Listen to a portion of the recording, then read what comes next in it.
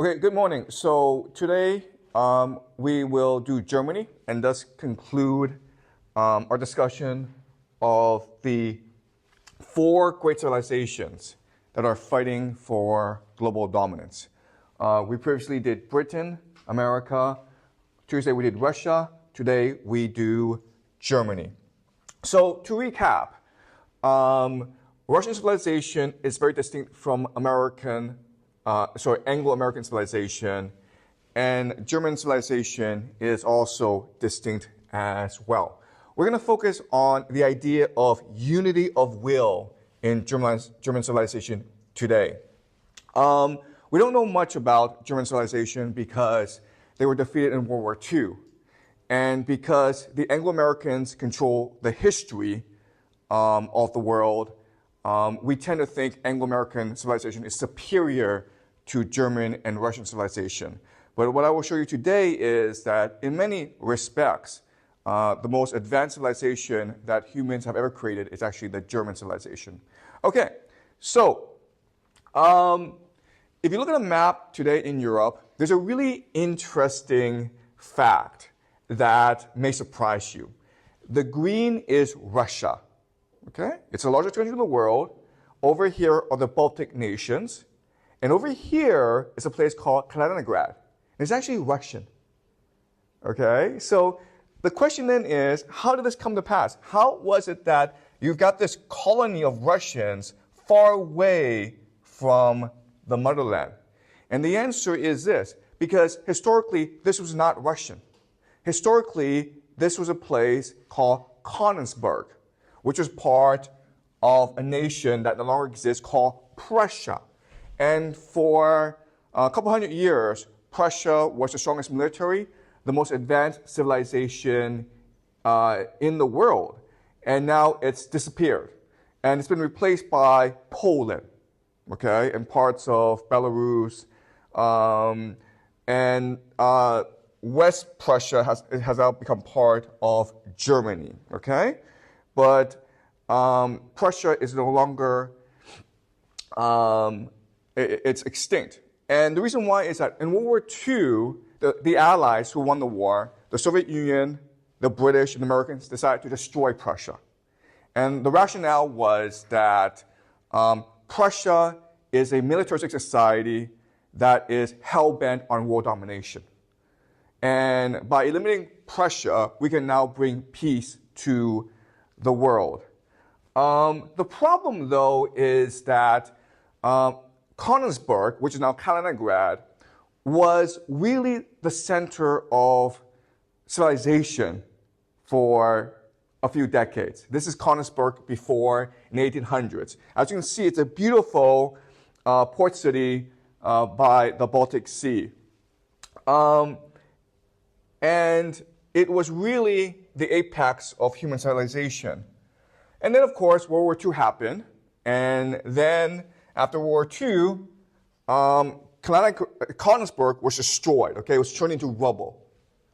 And today, it's like this, Kaliningrad, okay? A very Soviet, stale city with no character, with no culture, with no civilization. All right, and that's the intent, to destroy Königsberg, which was for the longest time the heart and soul of German civilization.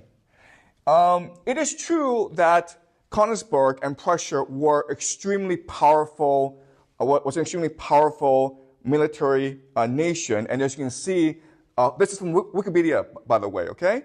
As you can see, there are many great generals and officers who are from Königsberg, okay? We're talking about the city. We're not talking about the nation, Prussia. We're just talking about the city of Königsberg. But you also see that there are many intellectuals, writers, who come from Königsberg, okay? And the most famous of these intellectuals is Immanuel Kant, who we'll discuss next class. He basically changed the course of Western history with his philosophy.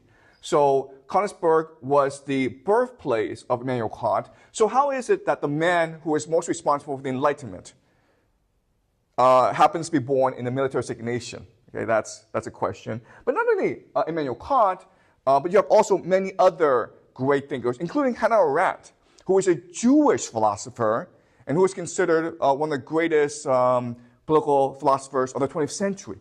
She's also from Königsberg.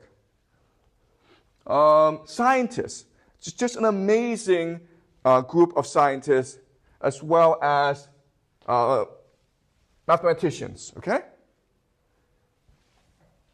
And then, of course, you have musicians and artists. So the contribution of Königsberg to world civilization cannot be overstated. And there are quite a few Jews who lived in Königsberg. Königsberg, for the longest time, was considered one of the most tolerant cities in Germany for Jews. Let's now look at Nobel Prize winners in the sciences, physics, chemistry, and medicine. As you can see, in 1925, the majority were actually from Germany.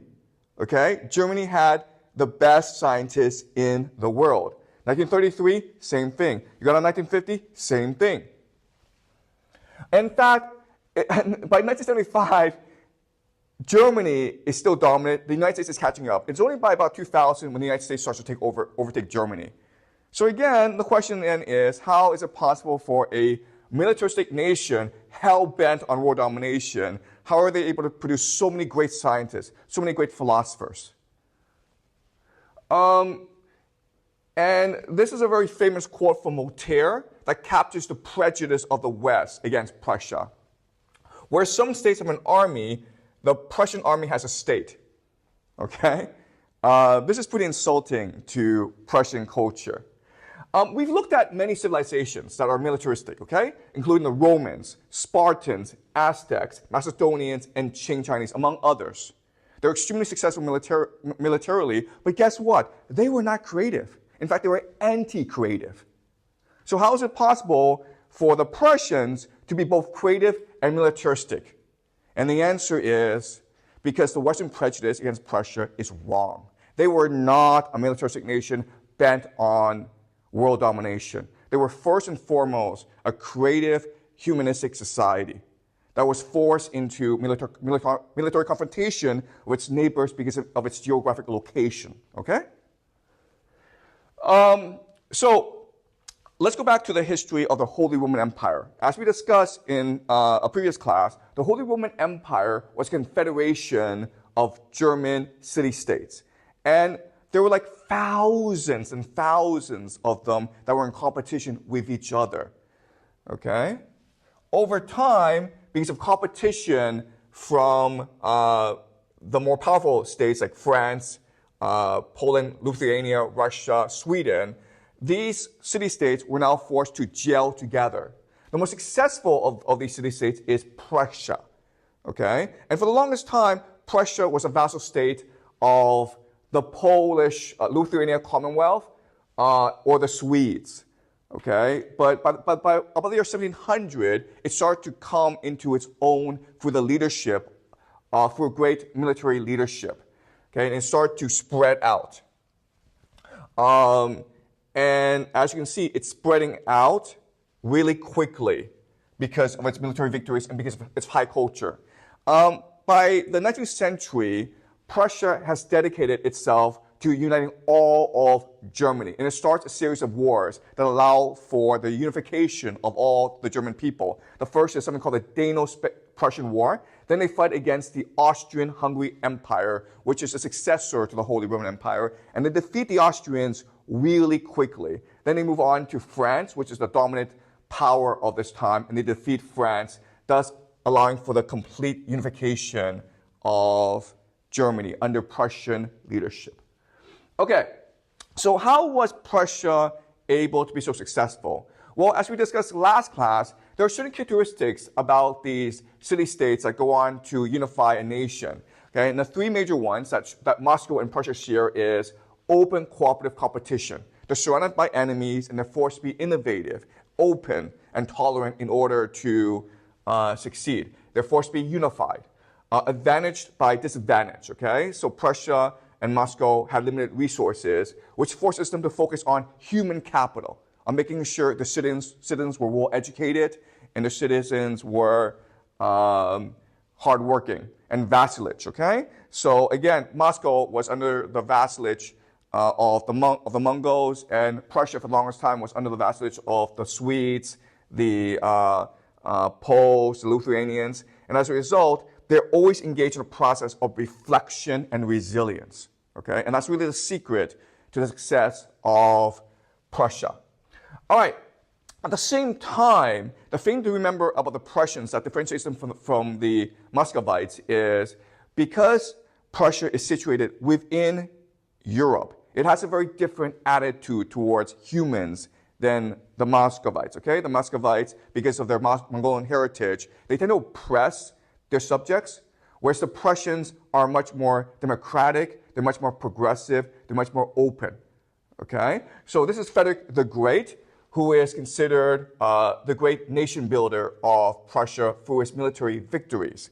What is often ignored is his social, economic, political reforms. He really is the first Enlightenment despot. Okay? He's heavily influenced by Immanuel Kant. They thought very highly of each other. And he was very intent on making Prussia the first enlightened state of Europe. Okay? So let's look at the few things he did. He radically reformed the Prussian judicial system so that you had rule of law, so that everyone had recourse to justice. No matter, even if you were poor, you could still sue. He abolished torture in the military. And this was revolutionary at this time because it was always assumed that you kept your soldiers in check by scaring them, okay? He established religious tolerance. Remember, at this time in Europe, there's a huge war going on between the Catholics and the Protestants, and he was tolerant towards both the Catholics and the Protestants, and even to a certain extent to the Jews as well. Okay? And over time, Königsberg, which is the heart and center of the Prussian nation, becomes really it has one of the largest Jewish settlements in Europe, okay, about 5,000 at that point. He grants basic form of freedom of speech, and the most important thing is that in 1763, he establishes a public school system that becomes a source for Prussia's future greatness. And to put this in context, okay, it's only over 100 years later when Britain and France does this. Japan and America will copy, just basically steal the Prussian education system, okay? In 1806, Prussia is defeated by Napoleon. Okay, we discussed this. And as a result, Prussia becomes a vassal state to Napoleon. And at this point, what the Prussians do is what they've always done, which is engage in a deep process of reflection. And they decide that in order to defeat France, they must be like France. Remember, this is the French Revolution, and there's a spread of liberalism throughout France because of the revolution. So the Prussians decide to copy the most important reforms of the French Revolution, which include the abolishment of serfdom. Now, peasants can become landowners. They destroy monopolies to encourage free market competition.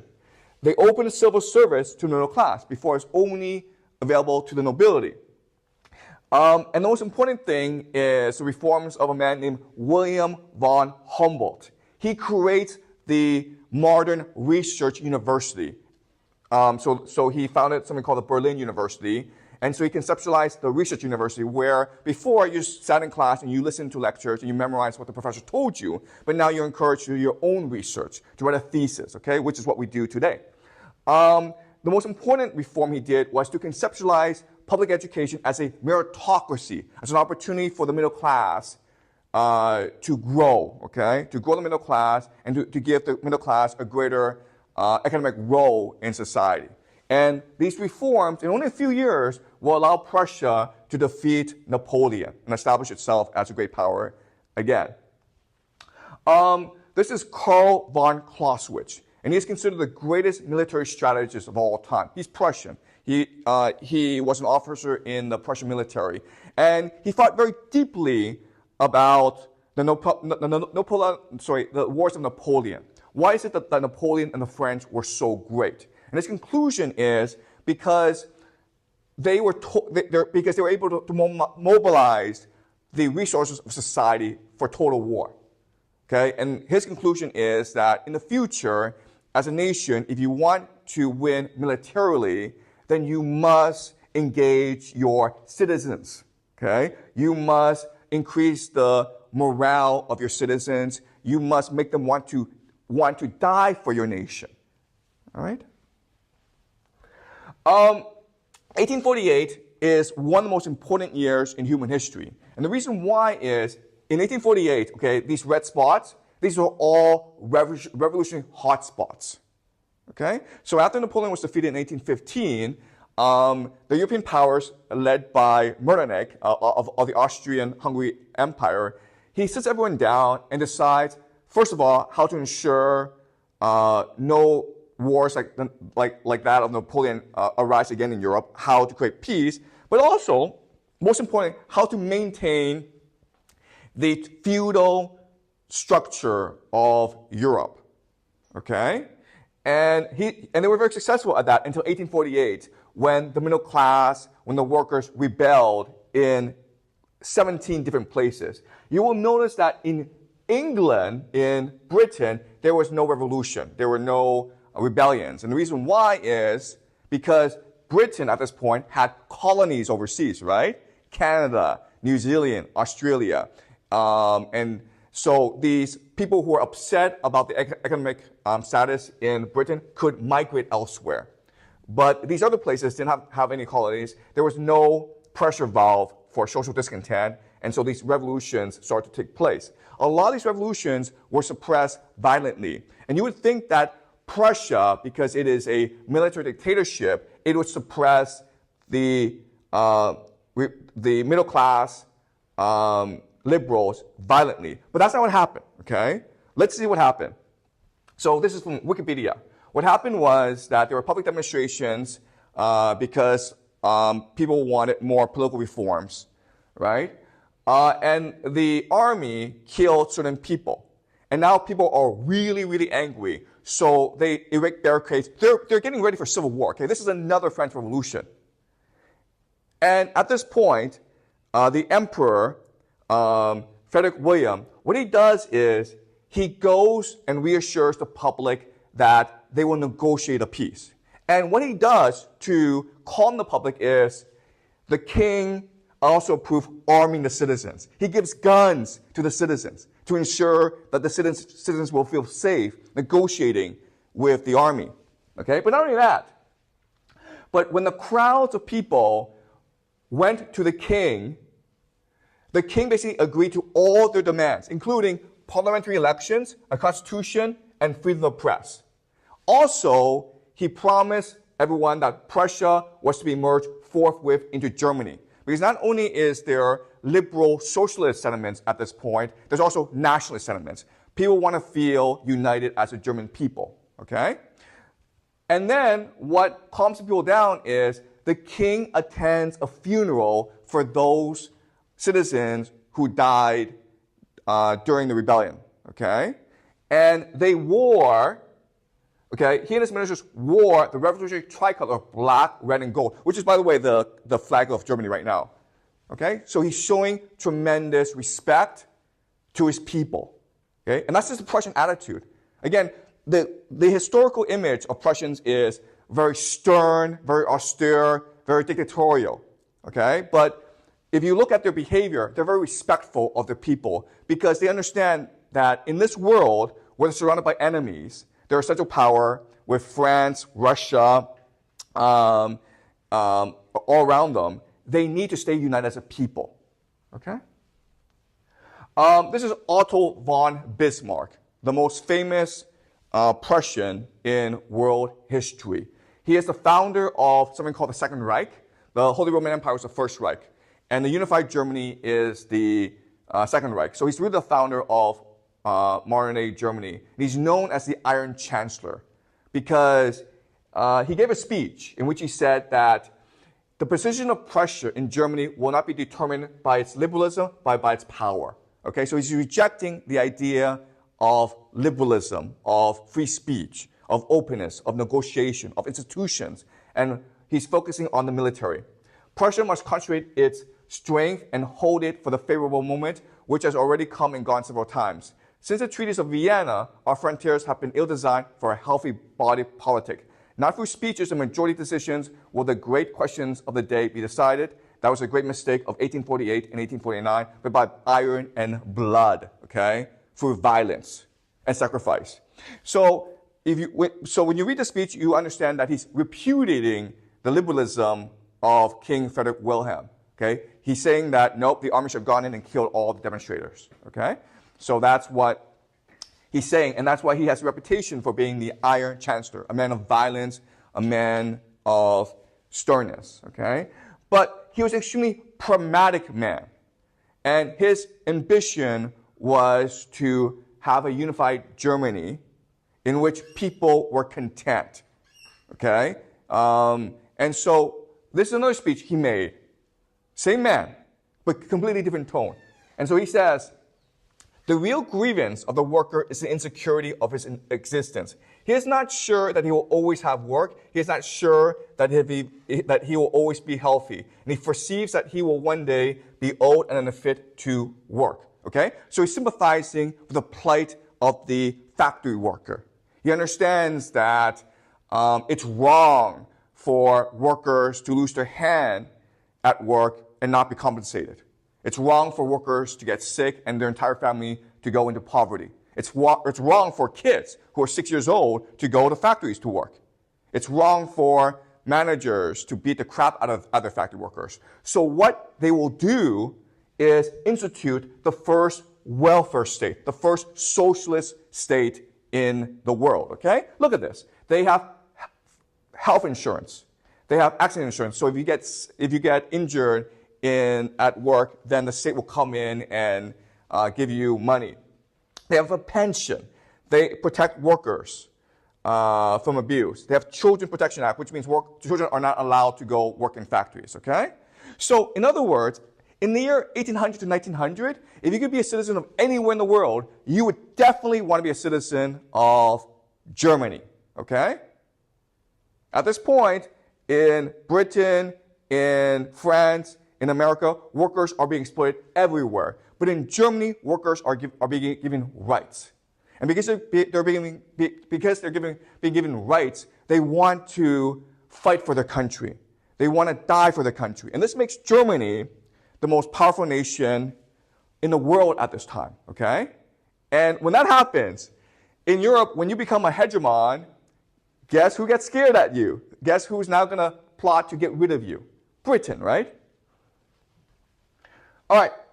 So at the same time, I don't want to say that Germany is a liberal democracy at this point. It's not. Why? Because as these industrial reforms are happening, there are more groups that are discontent, okay? And they pose a problem to German unity, okay? And these groups are obviously the Catholics. A third of Germany now is Catholic because Prussia has united all of Germany, right? For the longest time, the Holy Roman Empire was Catholic.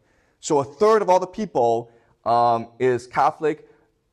Bismarck, his biggest failure, his biggest mistake was his attempt to suppress the Catholics, okay? He basically said, listen, we're not going to fund you anymore, and if you insist on swearing loyalty to the Pope, then we will put you in prison. You will now have to swear loyalty to Germany. And so the priests all went to prison, okay? And this was a disaster for Bismarck, and ultimately he had to compromise and relent, okay?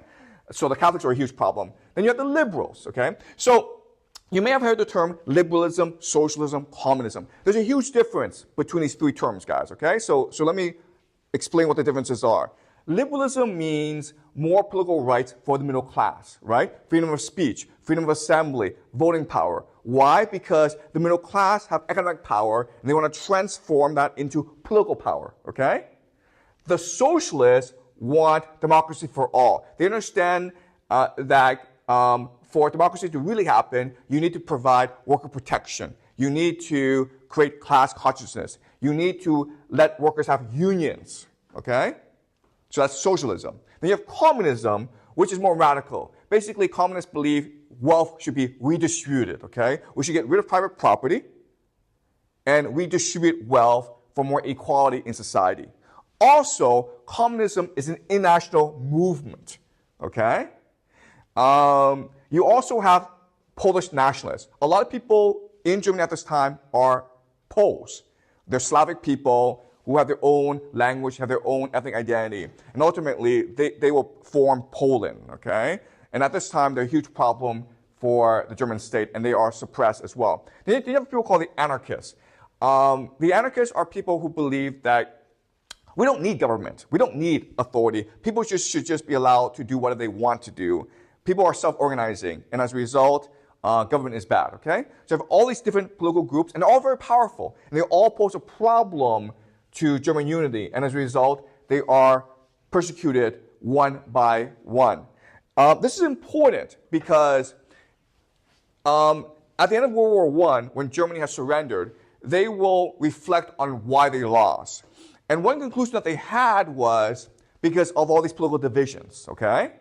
There are too many divisions within society. Therefore, we need to suppress this division and create one political entity. And this is what allows for the rise, of course, of Hitler and the Nazis, okay? So this is important to understand. All right, World War I. Again, if Germany is too powerful, Britain is forced into action. Britain cannot allow for a hegemon to be dominant in Europe. Britain went into action against Napoleon when Napoleon was a hegemon. Now they're going into action against Germany because Germany is too powerful, okay? And World War I, no one expected this, but World War I was a catastrophe, okay? Millions of people died. And it was an alliance of Britain, France, and Russia, basically against Germany. I mean, Germany did have the Ottoman Empire and the Austria-Hungary Empire as allies, but they were not effective. It was really Germany versus the world. And what's amazing is Germany was able to create a stalemate, or even and there was actually sometimes when Germany was about to win, okay? And of course, when that happens, if Germany is going to win this war, it forces the Americans into action. Okay, why? Well, first of all, the Americans think like the British. The Americans and British do not want a European power to emerge to unite the heartland, okay, to unite Asia and Europe, because then it negates naval trade, okay? Does that make sense? Second reason is the Americans actually lend a lot of money to the British, okay, something called the Lend-Lease policy. So if Britain lost the war, then all that money is gone, okay? So America comes in to save Britain, okay? But even at this point, this is really important, even at this point, Germany, it was not clear Germany was going to lose the war, okay? Russia was knocked out of the war, France was divided, Britain was not that effectual. So it's not clear at this point Germany was going to lose, okay? Chances are Germany was going to lose, but Germany had not lost yet. And if Germany could mobilize all its resources, then Germany could withstand this onslaught. But then something happened that was very important. That changed the mind, the calculus of these German generals. The 1917 Russian Revolution. Why did the revolution happen? Because Tsar Nicholas was too focused on the war, and he neglected the political divisions at home, okay? And this allowed for a revolution to happen. So the German generals who are in control of Germany at this point, they're scared to death of this happening in Germany.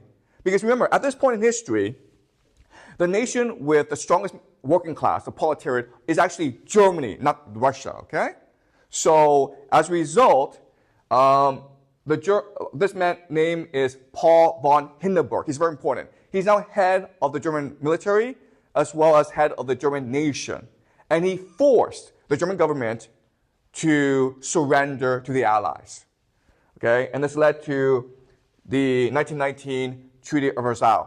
The Treaty of Versailles had many stipulations that were unfair to the Germans, okay? So the Germans had to pay a lot of debt.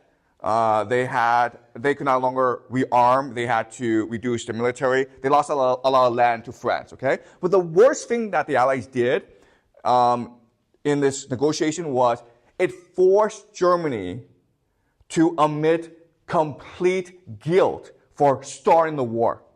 That was completely unfair, okay? This war happened for many reasons. Everyone was involved. Everyone had a certain blame. But Germany had to take all the blame, okay? And as a result, the government did not want to sign this treaty because obviously this is going to piss off all your people. But the army forced the government to sign the treaty, okay? And the thinking of the army at this point is, listen, we've been in this situation before, okay? We lost Napoleon, right? And so we just paid off a lot of debt to Napoleon and then rebuilt, okay? And then when we rebuilt, we made the nation stronger. We're resilient. So we'll do the same thing here, okay? We'll just surrender, accept all the terms, then we'll start to rebuild and unify the nation and take revenge against everyone, okay? And that was like the thinking of the military, okay? Very simple strategy, right? The Weimar Republic is what follows after the war. And the Weimar Republic is 10 years of hyperinflation, social discontent, complete chaos, okay?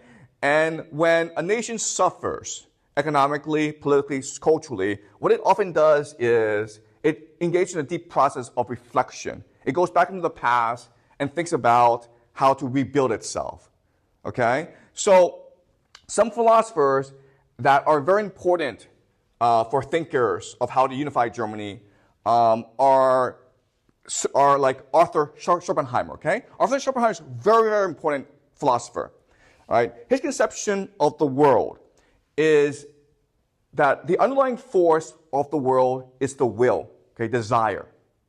And the will manifests itself physically in us, in bodies, okay? Do you understand the idea, okay? So the underlying force of the universe is the will, desire. And then the will physically manifest itself in our bodies. And then our bodies will seek to do what the will wants, which is to procreate, right? To have sex, to have children, to eat food. Okay? Now, the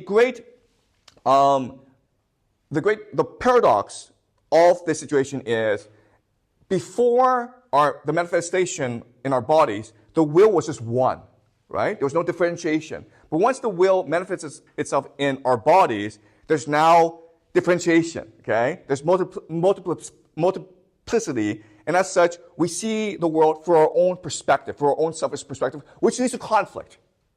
You understand? It is because we've forgotten that we are just one that leads to conflict and suffering. Okay? So his great solution to this is compassion. As humans, we must first and foremost be compassionate towards each other and remind ourselves that we are just one people. Okay? And we can do that through the appreciation of art, because art is a great unifier, right? Art is the thing that allows us to contemplate the wholeness and the harmony of the world. And then he says that there's some of us who should engage in self-denial, who should become like monks, who should deny the world, because the world is inherently evil, right? So when you refuse to have children, when you refuse to struggle, to suffer, then you achieve enlightenment, okay? And this is easy for us to understand because this is a very Buddhist ideology, okay? So he's basically taking Buddhism and Hinduism from India, and he's making it more secular. He's trying to remove the religious aspects of it and make it into a logical system, okay? Does that make sense? All right, so he says, life has no intrinsic worth, but is kept in motion merely by desire and illusion. And as such, if you can remove the desire from your life, you achieve nirvana, you achieve enlightenment, okay? This is a really important passage, okay? Music is thus by no means like the other arts, the copy of the ideas, but the copy of the will itself, whose objectivity the ideas are. This is why the effect of music is so much more powerful and penetrating than that of the other arts. For they speak only of shadows, but it speaks of the thing itself. Okay, this is really important. So how do we know the will? How can we access the will? It's through music, okay? Because the music is a perfect encapsulation of desire, right? It is the perfect expression of emotions. And so through music, we can rediscover the unity of the world, the unity of the will. And why is this important? Because it inspires Richard Wagner, okay? Richard Wagner is the most famous musician in Germany. He's really the national poet of Germany. He's a genius. And his great insight is that all art can be combined into one, okay? And this is before movies, right? This is before cinema. So you can put in music, paintings, theater, poetry, philosophy, everything together to create one total art that will inspire and unite the people. And this is why he spends 30 years to create something called the Ring Trilogy, okay? And this is held every year at the Bayreuth Festival. He creates his own opera house in order to stage the play. And it's 15 hours, okay? It's 4 parts, 15 hours. And it's the inspiration for the Lord of the Rings movies. I'm sure you've seen Lord of the Rings, right? It's a very similar plot, okay? And the plot's very simple. It's 15 hours. Sorry, it's not a simple plot, but I'll put it in very simple terms. It's 15 hours, 4 parts, okay?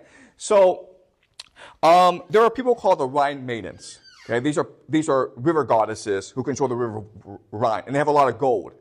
There's a dwarf, an evil dwarf, who steals all this gold, and with all this gold, he crafts a ring to control the world, okay, to rule the world. And this is important because it's actually taking Schopenhauer's philosophy, right? Desire is a source of evil in the world, and turn it into a metaphor. The ring is desire. The ring is what represents evil and suffering in the world. And because we all seek the ring, we cause misery. All right? Okay, so this is how it starts. Now, up in the sky, there's a god named Wotan, okay? So Wagner's using a lot of Norse mythology that we learned before from the Vikings, right? Wotan is another name for Odin. And Wotan and the gods want to create a palace for themselves called Valhalla. Okay? And they hire a giant to build this Valhalla. Okay? And they sign a contract with him. But the giants want payment first. Okay? So Wotan and the gods steal this ring from the dwarf. Okay? And they give it to the giant. But then the dwarf places a curse on this ring. And the curse is that the gods will see the end of days, Ragnarok, every day. Okay? So the gods are haunted. And so the gods are like, we need to destroy this ring. Otherwise, we're always going to be haunted. We won't be able to sleep. Okay? And so they need to kill the giant and get the ring back.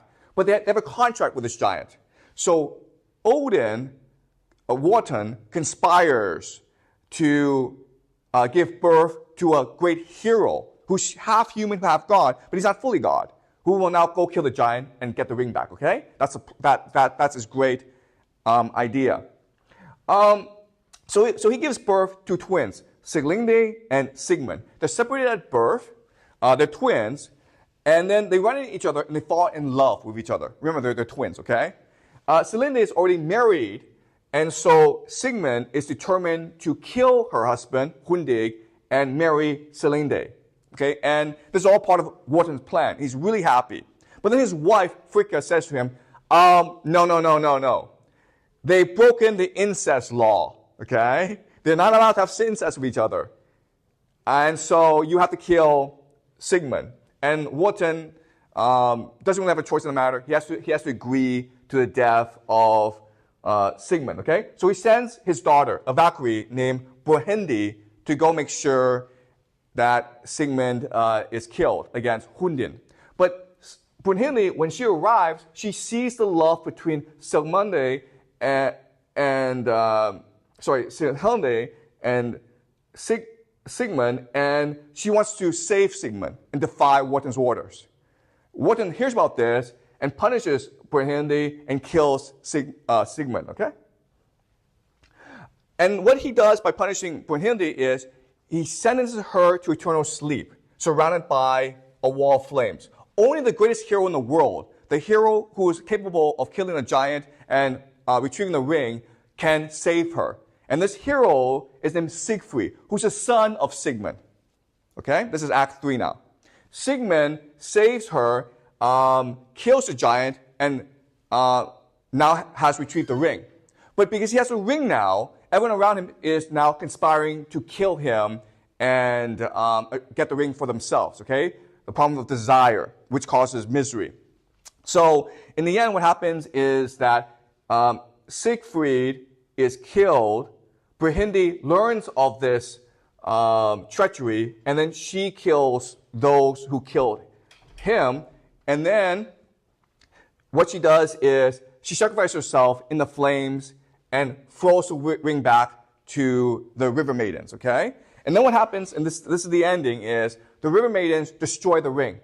But when they destroy the ring, they destroy everything, okay? They destroy Valhalla as well. The gods are destroyed. Valhalla is destroyed. The entire world is destroyed, okay? And this goes back to the Schopenhauer idea that the source of the world is desire, okay? When you destroy desire, you destroy the world.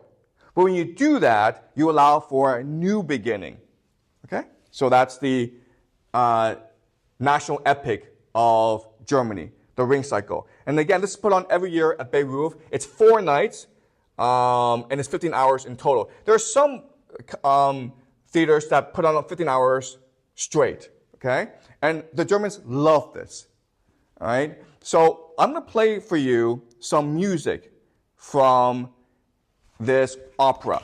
And this is the most famous part, called The Ride of the Valkyries, okay?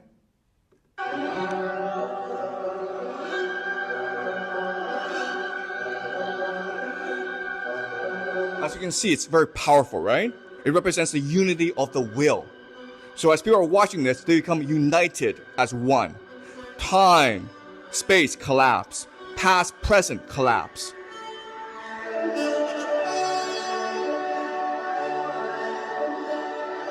This is meant to depict the will, the unity of the will.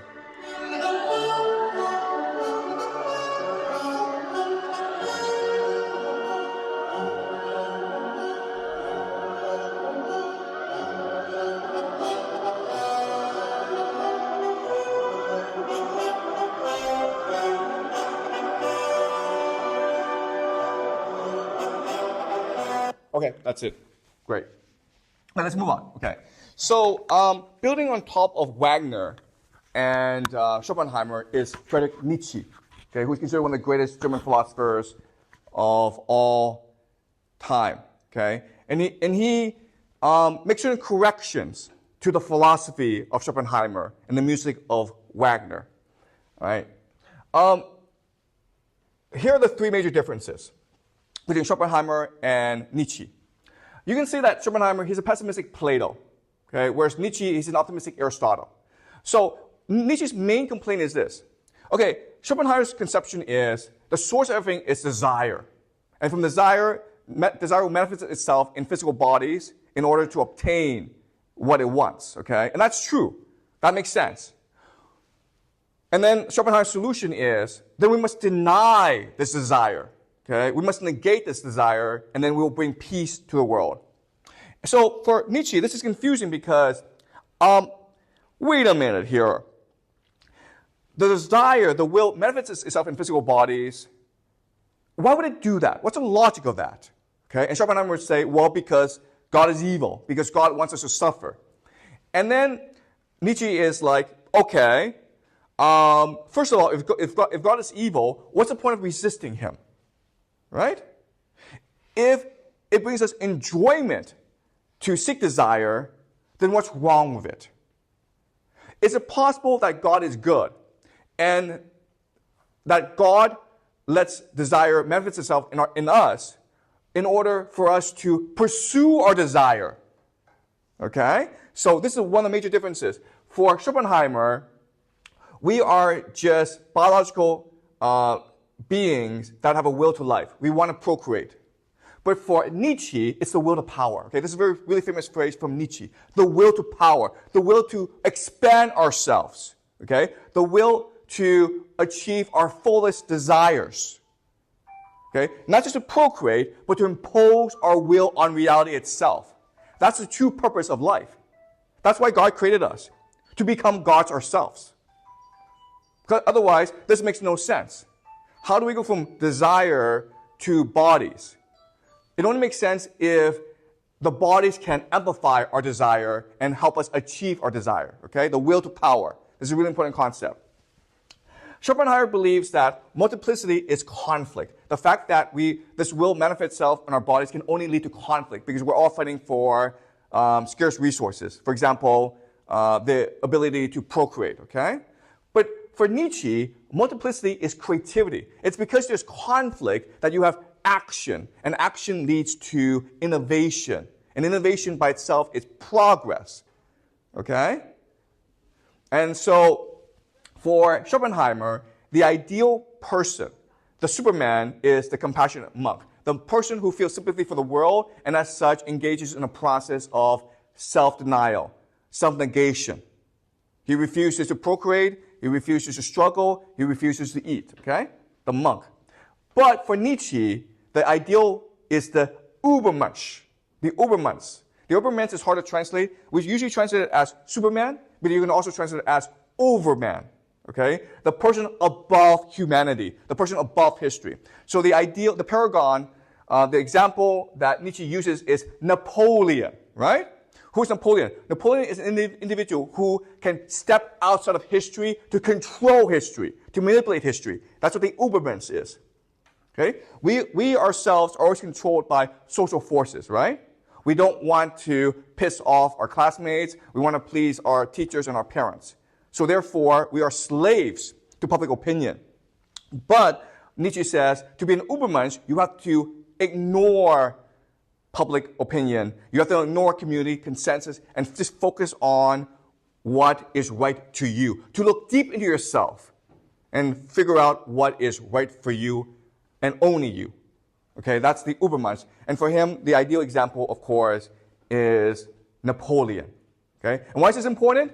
Because these ideas, in the context of Weimar Republic, will lead to the rise of the Nazis and Hitler. Okay, because Hitler is promising himself to be the next Napoleon. Right? That's Hitler's promise to the German people. I will be your Napoleon. I will unite you. And I will lead you to victory against all our enemies. Right? Okay. Does that make sense, guys? Are you guys following this? All right. So let's look at a couple of passages from Nietzsche, okay? Nietzsche is a very brilliant philosopher. So he's very complicated. He's very complex. And he can at times be very contradictory, okay? All right. So let's read a passage from the Genealogy of Morals, which is his most famous book. We can no longer conceal from ourselves precisely what this will, under the direction of the ascetic ideal, expresses, which is hatred of anything human, animal, or material, abhorrence of the senses, of reason itself, fear of happiness and beauty, the desire to escape from all illusion, change, growth, death, wishing even from desiring itself. All this means, let us have the courage to confront it, a wish for oblivion, an aversion to life, a reputation of everything vital to existence, but it is and remains a will. And to say at the end that which I said at the beginning, men will desire oblivion rather than not desire at all. We are desire, okay? It's really a question of how we manifest our desire. In today's society, in the Christian, Buddhist worldview, it's important to negate our desire. But when we negate our desire, we negate what our desire could lead us to, which is truth and beauty, and creativity and progress and innovation. Okay? And when we negate ourselves, we're not returning back to unity. We are only embracing oblivion. Okay? That's a problem with Christianity. It's turning us into slaves. That's a problem with modernity. That's a problem with society. We are all being forced to become slaves. Okay? Does that make sense? All right, let's go on.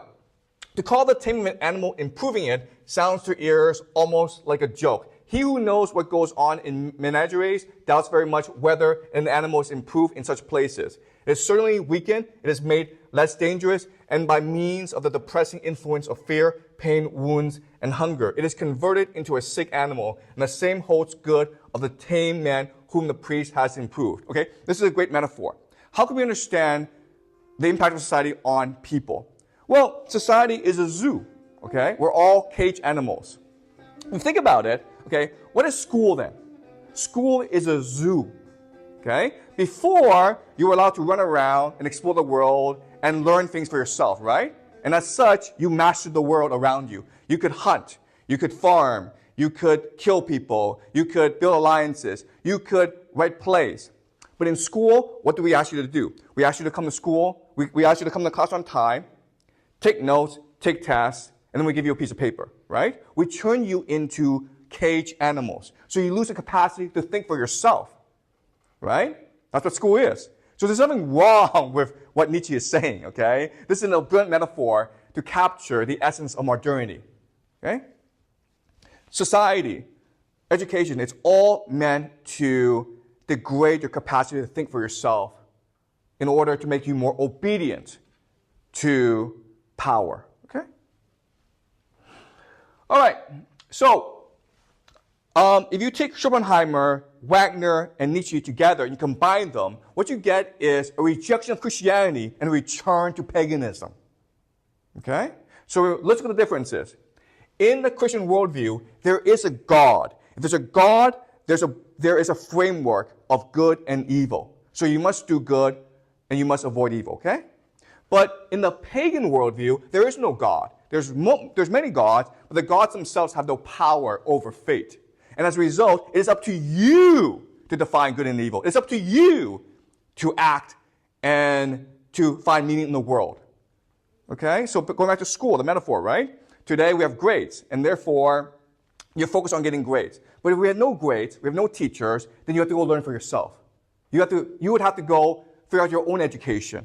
What's amazing about this idea is you would want to, because Nietzsche says we are first and foremost desire. We desire to grow. So if we left you alone and said, no grades, no school, no tests, it does not mean that you will stop learning. It just means that you will learn what you want to learn. Okay? All right, second difference. Christianity demands faith, obedience to God. Paganism demands action. Okay? You seek meaning for yourself through action. The last difference is Christianity focuses on individual free will. Okay? Which just means you are free to obey the powerful. But in the pagan mindset, it's about unity of will. Okay? If we want to act, we can only do so by working together. All right? We will find a leader to lead us, but the leader only represents the unity of will. Okay? Does that make sense? So during the Weimar Republic, with the rise of Nazism, you now have a rejection of Christianity and a return to paganism as a solution to the national humiliation of Germany. All right? And this is what leads to the rise of Adolf Hitler. Okay? This man is Paul von Hindenburg, the same man who ordered the surrender of Germany. In 1933, he is president of Germany, the leader, and he appoints Adolf Hitler, the chancellor of Germany. Okay? The question then is, why would he do that? Right? Yeah, I mean, like, why would the head of the army, the head of the nation, make Adolf Hitler chancellor? And the reason is this. Adolf Hitler was a German spy. He was He was a spy for the German army. Okay? This is really important. Let me explain this. This is from Wikipedia, guys, okay? So I'm not making this up. It says very clearly, as an intelligence agent of the army, Hitler's job was to influence other soldiers and to infiltrate the German Workers' Party, okay? The Nazi Party, National Socialists. Okay, so why is this happening? So remember, the German army surrendered because they were afraid of revolution back at home. Who was leading the revolution? The extreme left and extreme right. Okay? What's the difference between extreme left and extreme right? Both are populists. They all believe in workers' rights. The left believe in international solidarity. Okay? Specifically with Russia, the Soviet Union, and other workers in the world. The right are nationalists. They believe in German unity. Okay? So the army is like, okay, right now the most powerful group in Germany are the socialists, right? The left. We need to support the right. So Hitler goes into the Nazi Party, the German Workers' Party, and he helps to finance it, okay? Hitler is giving money to these guys. And because he's such a charismatic speaker, he eventually becomes their leader. But at this point in history, okay, this is really important, this is a really small group of people. They're extreme, they're violent, but they are a minority. The majority are the socialists, okay? This is something that you're not taught in school, but this is very important to remember. It is the army that finances the building of the Nazi Party in order to dampen the influence of the socialists. Okay, because remember, the army now is still dedicated to avenging the national humiliation of World War I. Okay? All right. So this is Carroll Quigley, and he wrote a long book called Tragedy and Hope. Okay? And he explains Carroll Quigley, he is a professor. He was a professor at Georgetown University in Washington, D.C. He was Bill Clinton's teacher. Okay? He was Bill Clinton's teacher, and he's a widely respected scholar. And in his book, he explains how Hitler was able to rise and take over the leadership of Germany. He explains at this point in history that Germany is threatened by two opposing forces. The first force, of course, is communism, right? The Soviet Union. That's a huge menace to Germany. But another menace that's actually even more menacing is capitalism, okay? Because at this point in history, what's happening is the international capitalists are trying to create a central banking system in order to control the entire global economy. Okay? And he writes about this. This is 1920s. The powers of financial capitalism had another far-reaching aim. Nothing less than to create a world system of financial control in private hands, able to dominate the political system of each country and the economy of the world as a whole. Okay? This is really important to understand. 1920s, all these bankers in the world, America, Britain, France, Germany, they're getting together and they're conspiring on how to create a global financial system that can control the world and create a feudal system. Right? And guess what, guys? You don't know this, but they succeeded. The system we have today is the one they created. Okay? But I will explain this later on in the course. Okay? But this is something that the Germans, nationalists like Hitler, didn't want. Okay. So, Hitler, he's allowed to rise.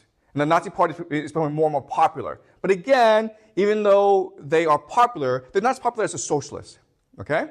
So what happens now is the army and the Nazi Party get together and assume power. Okay? So the first step for Hitler, in order to assume power, is something called the Night of the Long Knives. Okay? This is really important because the Nazi Party is an extreme right-wing workers' party, right? So the army orders Hitler to kill all their leaders. And that's what happened. This is called the Night of the Long Knives, the brown shirts.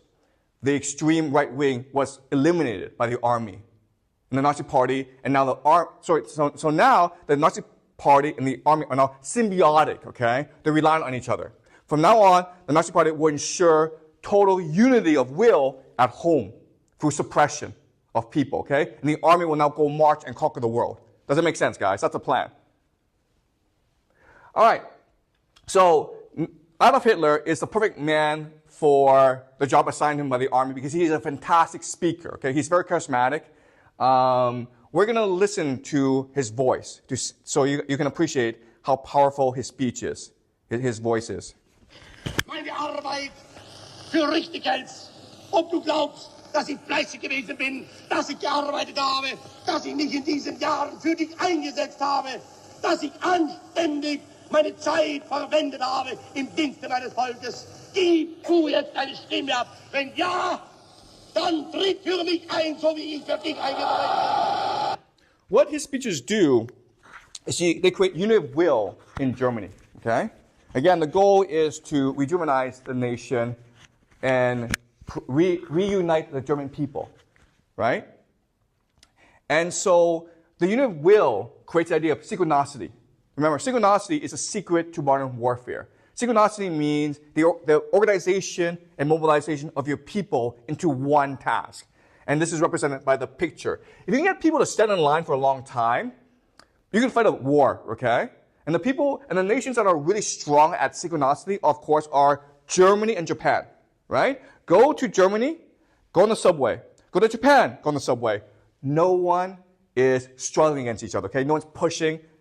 Everyone, even though it's crowded, people are standing exactly where they should be standing perfectly. That is the idea of synchronicity. If your people can do that, they can fight a war and win the war, okay?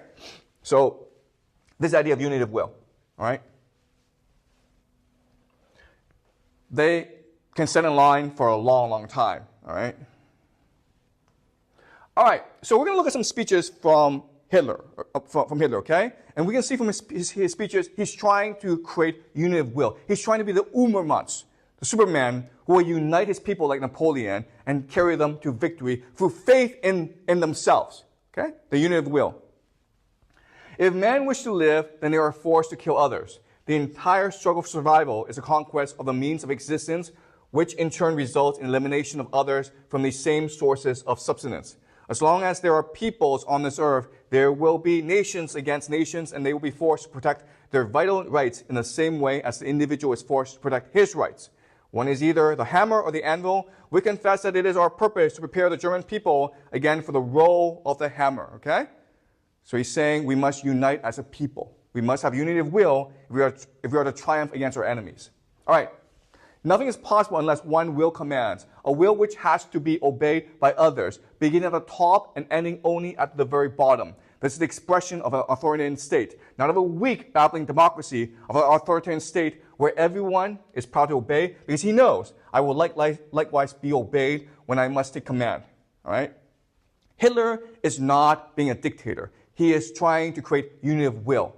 He is the leader. He's the Ubermensch, but that's only because God demanded him to be so. Okay? He will unite the German people into a hurricane, into an ocean, to crash itself upon the world.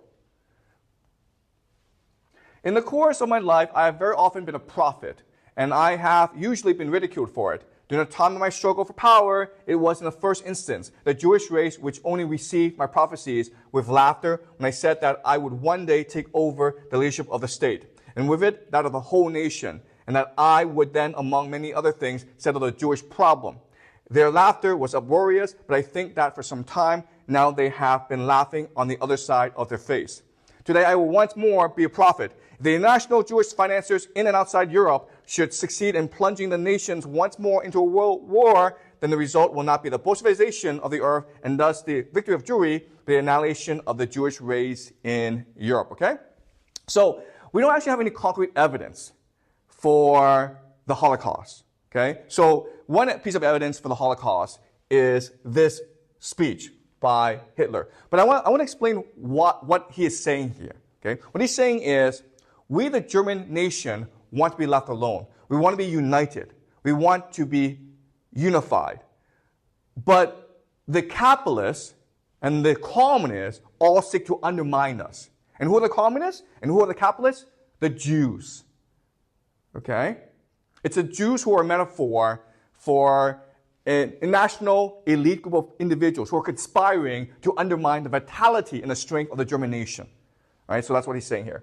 All right. 1939, September 1st, is the beginning of World War II, okay? And so he's going to explain why this is happening. As a National Socialist and as a German soldier, I entered upon the struggle with a stout heart. My whole life has been nothing but one struggle for my people, for its restoration, and for Germany. There was only one watchword for that struggle, favoring this people, one word I've never learned, that is surrender, okay? So he's telling the people, we're going to fight this war again. Why did we lose World War I? Because we didn't have faith. We surrendered. If we all came together and we fought to the very bitter end, we would have prevailed against our enemies, okay? It is quite unimportant whether we ourselves live, but it is essential that our people shall live, that Germany shall live. The sacrifice that is demanded of us is not greater than the sacrifice that many generations have made. If we form a community closely bound together by vows, ready for anything, resolved never to surrender, then our will master every hardship and difficulty, okay? It is the unity of will that matters. All right, 1942, November 8th, it's basically at a time in history when the Germans understand they've lost the war. The Americans are now in the war. The Americans are getting ready to invade Europe. The German invasion of the Soviet Union has failed, okay? They're bogged down in the Soviet Union. Germany is overstretched. The entire world has allied itself against Germany, okay? So the war is about to be lost. But let's look at what Hitler has to say. It is with the same conviction that I now stand before you and has never left me, either since the day on which, as an unknown man in the city, I began to struggle first for the soul of the German people and then on beyond the city for more and more followers. In the beginning, I did not have much more to give than faith, the faith that if anyone pursues a just aim, I with unchanging and undisturbed loyalty and never lets himself be diverted from it, but puts everything into it, then others will be found who are determined to be his followers, and that from this host and ever stronger faith must gradually radiate to the whole people. Okay, so this is unity of will. We reject reality. Reality does not matter because we impose our will on reality. As long as we have faith, as long as we have unity of will, we will triumph, okay? All right. So let's go back to the beginning. We were talking about Kaliningrad, right?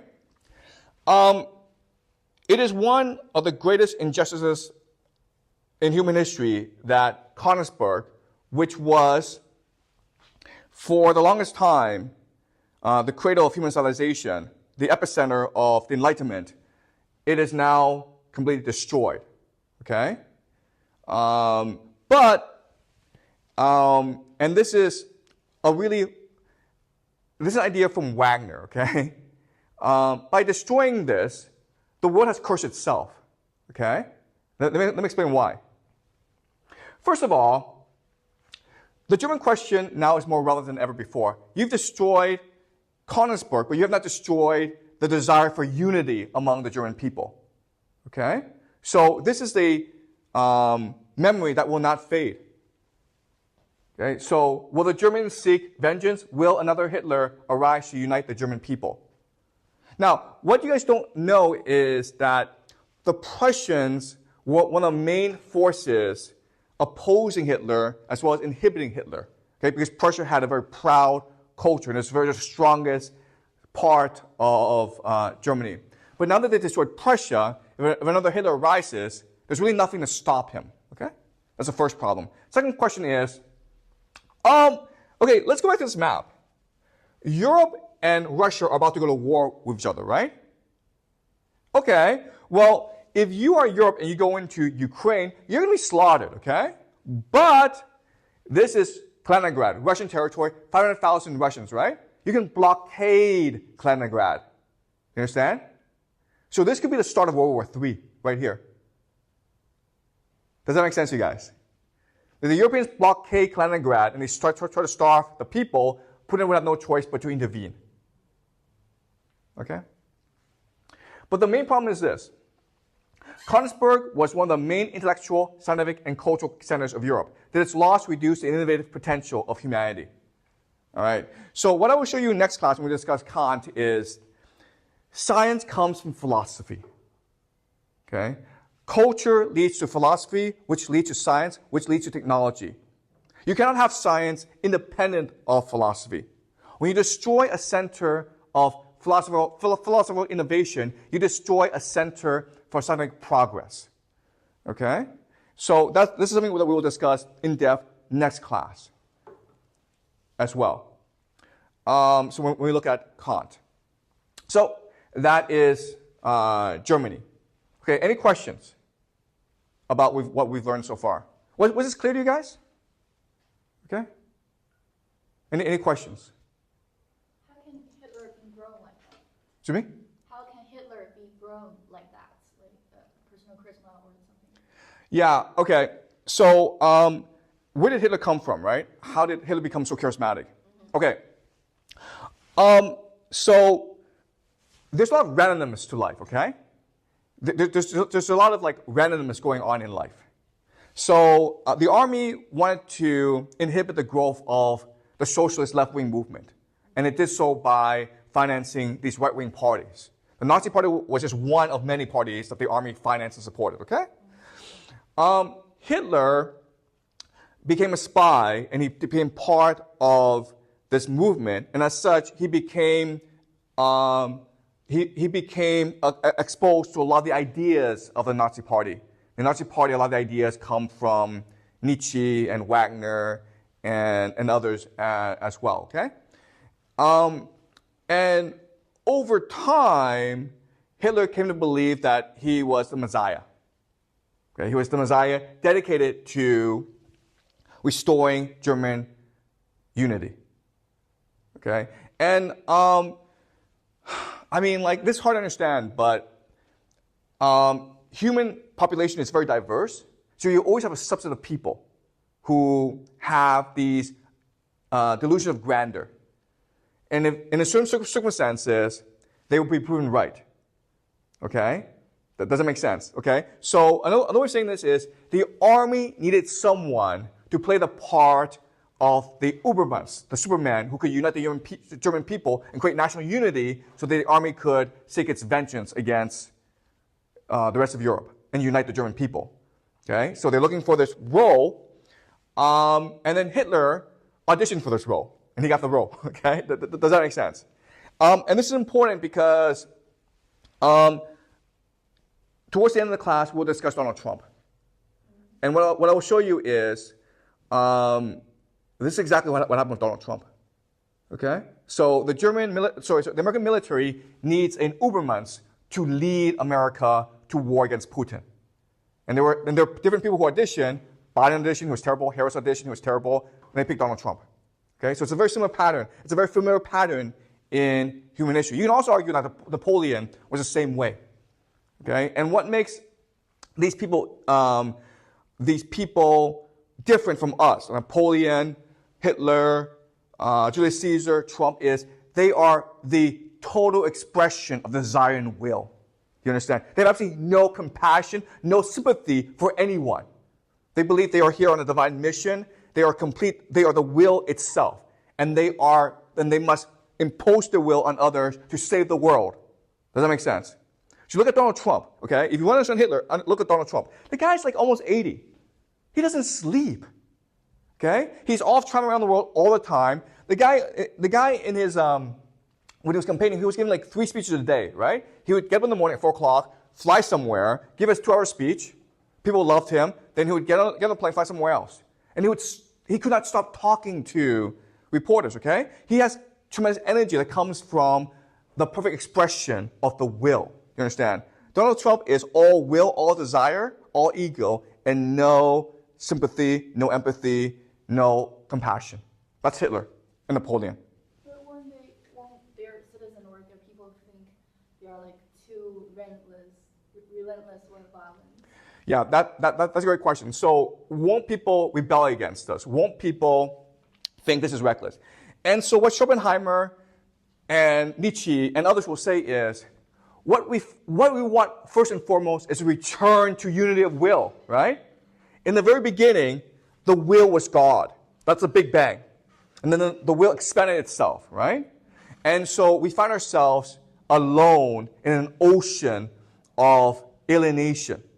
And what our hearts really aspire to is return to a unity of will. And so when someone says, you can be part of a movement to transform the world, that's much more appealing to us psychologically than to say, oh, you know what? Come to school, do your homework, get good grades, do the SAT, get into a top 50 American school, become an accountant, and for 50 years do something meaningless, but make a lot of money, and then you will die happy person. Like seriously, there's no competition, right? There's no competition. Donald Trump is saying to Americans, we will make America great again. We will be a civilization, a great civilization again. It will require sacrifice. It will require my sacrifice, but it will be worth it because we will make the world whole again. All right? Okay, so again, when you go back to the Hitler speeches, from our perspective, it's not that persuasive, okay? But when you're in a crowd of people, and this man is speaking to you with his voice, it's like Wagner, okay? It's like going to a concert. The music fills you, and it inspires your heart, okay? It makes you want to be the Ubermensch, okay? Hitler is just the example, but he's saying you can also aspire to be the Übermensch if you are willing to sacrifice your life for the unity of will. Okay? So this is really important.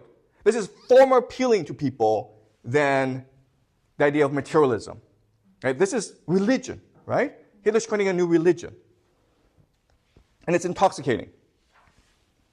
Right? I mean, like, World War II, I mean, the fact that the Germans were able to fight for so long against the entire world, it's incredible. It was America, Britain, France, Soviet Union against the Germans. And the fact that the Germans fought so bravely and fought to the very bitter end, it just shows you the power of unity of will. Okay? And what this also tells us is these things don't die, okay? You can kill a civilization, you can destroy a city, you can massacre people, but you cannot destroy the desire for unity of will, because that's what fundamentally makes us human. Okay, does that make sense? Okay, great. Any more questions, guys? But that's a great question. Thank you.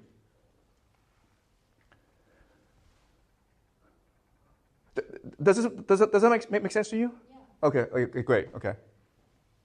Any more questions, guys?